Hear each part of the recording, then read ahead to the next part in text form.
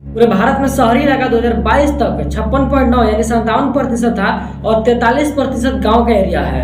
और भारत के 43% लोगों के पास बीएसएनएल के नेटवर्क की समस्या है। और पूरे भारत में बहुत से ऐसी जगह है जहां पर बीएसएनएल का टावर ही नहीं लगे हुए हैं। तो ऐसे में पूरे देश में बीएसएनएल कैसे उभरेगा? जो बीएसएनएल के सपोर्ट में पूरा माहौल बना है वो सारा बर्बाद हो जाएगा। और बात वही आ जाएगी कि सरकार आम जनता को सही रेट पर इंटरनेट की सुविधा नहीं दे रही है। और आपके दिमाग में यही चल रहा होगा कि सरकार सिर्फ प्राइवेट कंपनी को बढ़ावा देती है क्योंकि प्राइवेट कंपनी उन्हें फंड देती है पार्टी को आगे बढ़ाने के लिए। लेकिन दोस्तों अभी सब कुछ बदलने वाली है क्योंकि टीसीएस, तेजस और C.BSNL के साथ में मिलकर के काम कर रही है। बीएसएनएल टाटा के साथ में मिलकर के बहुत ही तेजी से 4G और 5G की व्यवस्था में लगी हुई है और इस पर भारत सरकार की मोहर भी लग चुकी है। दोस्तों आप अच्छी तरह से जानते हैं कि जो समय चल रहा है वो इंटरनेट का समय चल रहा है और आज के समय में किसी भी चीज को वायरल होने में समय नहीं लगता क्योंकि मीडिया बहुत पावरफुल है। ऐसा नहीं कि भारत सरकार ने आंख बंद करके बैठा हुआ है। भारत सरकार को सब दिखाई दे रहा है क्योंकि बीएसएनएल एक मुहिम बन करके उठा है। बीएसएनएल को जनता ने उठाया। बीएसएनएल खुद अपने आप को प्रमोट नहीं कर रहा है। बीएसएनएल को देश के सारे लोग प्रमोट कर रहे हैं, देश के सारे लोग उठा रहे हैं।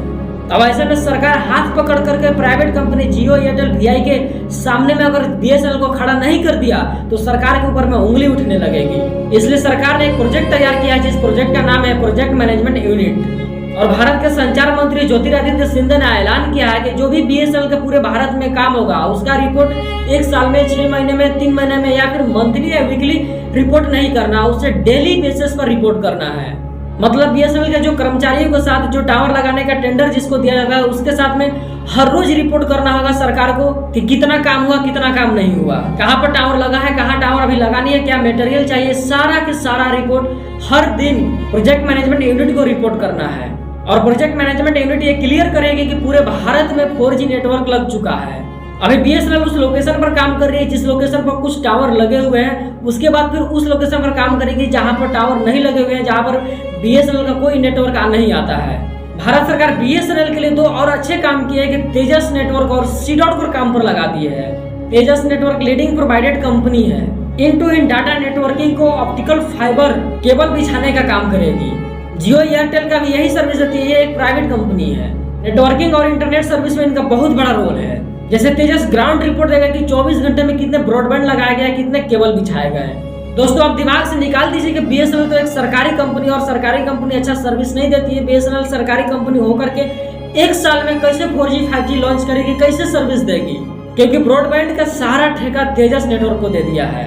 अब बात करते हैं C.डॉट के बारे में। C.डॉट एक सरकारी कंपनी है, centre for development of telematics.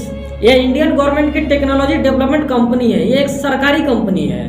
अब टेलीफोन से रिलेटेड जो भी काम होता है जैसे कॉलिंग, इंटरनेट, एसएमएस, ये सारा काम C.डॉट करती है। दोस्तों अब C.डॉट की वजह से है rural automatic exchange, main automatic exchange, Bharat net project, ये सारा काम गांव-गांव तक हाई स्पीड इंटरनेट पहुंचाना ये C.डॉट काम करती है।